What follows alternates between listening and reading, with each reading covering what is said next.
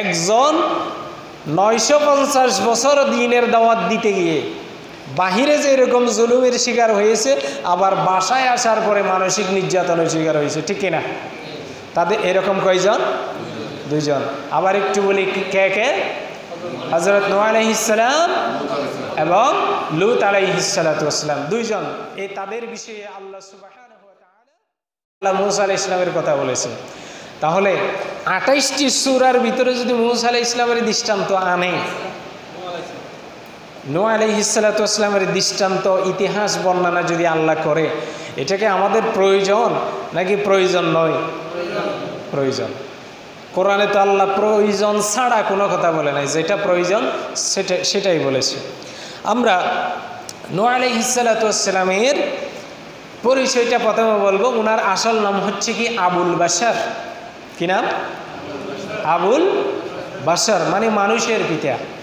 কিন্তু আবুল বাশার বলা হয়েছে আদম আলাইহিস সালামকেও, অর্থাৎ প্রথম আবুল বাশার হচ্ছে আদম আলাইহিস সালামের, কিন্তু দ্বিতীয় আবুল বাশার বলা হয়েছে হযরতে নূহ আলাইহিস সালামকে। কেন? নূহ আলাইহিস সালাতু ওয়াস সালামের যে মহাপ্লাবন হয়েছিল, সে মহাপ্লাবনে আল্লাহ সমস্ত এই পৃথিবীতে যে ধ্বংসযজ্ঞ চালিয়েছিলেন, মাত্র সমস্ত প্রাণীকুল থেকে এক জোড়া এবং 80 জন মতান্তরে 100 জন ইমানদার মানুষ। কয়জন?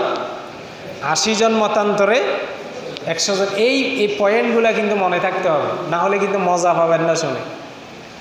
তাহলে নূহ আলাইহিস সালাতু ওয়াস সালাম দাওয়াত দিয়েছিল 950 বছর। কয় বছর? 950 বছর দ্বীনের দাওয়াত দিয়ে ইমানদার পাইছে কয়জন? 80 জন, মতান্তরে 100 জন। এখন এই 80 জন মতান্তরে 100 জন বানাইতে গিয়ে তখন কি আর মানুষ ছিল না? ছিল। তাহলে কেমন কষ্ট ছিল? আরও একটা পয়েন্টের কথা বলি। আল্লাহ সুবহানাহু ওয়া তাআলা এই জমিনের বুকে যত আম্বিয়া আলাইহিস সালাতু ওয়াস সালাম এই জমিনে পাঠিয়েছিলেন, তাদের ভিতরে 2 জন নবী বাহিরে যেরকম দুঃখ কষ্টে জীবনযাপন করেছে, পরিবারে গিয়েও সেরকম দুঃখ জীবনযাপন করেছে। এর ভিতরে নূহ আলাইহিস সালাম একজন, আরেকজন হচ্ছে লূত আলাইহিস সালাতু ওয়াস সালাম। এটা কেন বলছি? বাহিরে মানে কি?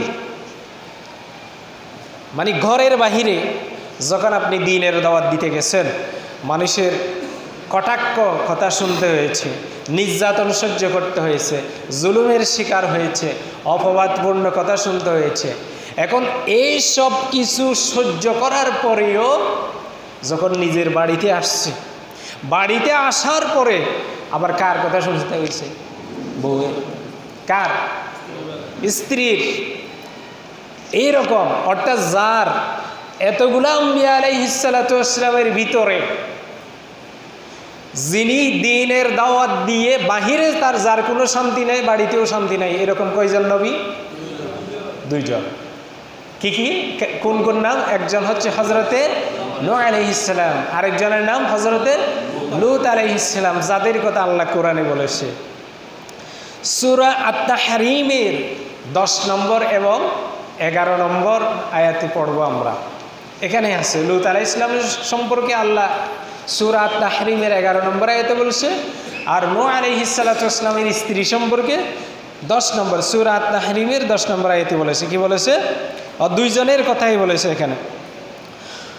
আল্লাহ বলতেছে, দরাবাল্লাহু মাসালান লিল্লাযীনা কাফারু ইমরাআতা নূহিন ওয়া ইমরাআতা লূতিন কানাতা তাহতা আবদাইনি মিন ইবাদিনাস সালিহিন।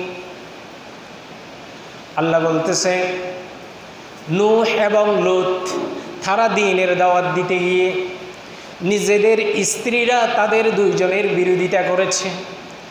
আমাদের বিশ্বনবী মুহাম্মদুর রাসূলুল্লাহ সাল্লাল্লাহু আলাইহি ওয়াসাল্লাম যখন কাফেররা যখন নিজের আত্মীয় স্বজন, নিজের পরিবারবর্গ, আত্মীয় স্বজন, রক্তর সম্পর্কে চাচা ভাই, এরা যখন এদের কাছে যখন দ্বীনের দাওয়াত দিয়েছে, তারা যখন পাথর মেরেছে, দ্বীনের দাওয়াত দিতে গিয়ে যখন জুলুমের শিকার হয়েছে তাদের নিকট থেকে, যখন বাসায় এসেছে, তখন আম্মাজান হযরতে খাদিজাতুল কুবরা, সবাই বলি রাদিয়াল্লাহু তাআলা আনহা, বলেছেন, হে নবী, আপনি হতাশ হয়েন না, আপনাকে আল্লাহ হতাশ করবে না, আল্লাহ আপনাকে একাকী ছেড়ে দিবে না, আল্লাহ আপনার উপরে রহম করবেন, আল্লাহ আপনাকে এমনভাবে সান্ত্বনা দিবেন, আল্লাহ আপনাকে এমন জজা দিবেন, আল্লাহ আপনার সাথে থাকবেন।